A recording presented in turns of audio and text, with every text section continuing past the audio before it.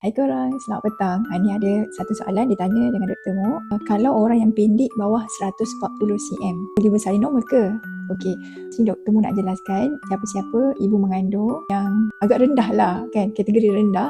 Kita letak dia punya cm tu adalah 145 cm ke bawah tu, kita panggil kategori rendah, short stature. Biasa siapa yang rendah ni, punya tulang punggung tu dia kecil, so kepala baby tak boleh nak lalu ke bawah kan. Bukan semua orang tahu dia punya tulang pelvis tu sempit, kecil untuk lepaskan kepala baby turun ke bawah. Tapi untuk setengah orang punya tulang tu, rangka tu kecil. Siapa yang kategori rendah ni, biasanya doktor akan buat appointment untuk tengok assess keadaan tulang pelvis awak, sama ada tulang pelvis awak ni boleh lepas tak kepala baby kan. Kalau boleh lepas, boleh bersalin normal insyaAllah. Tapi kalau kata tak lepas, tulang punggung tu kecil, kepala baby tak lepas, selalunya doktor akan bagi date untuk caesar terus. Okay, awak dapat satu.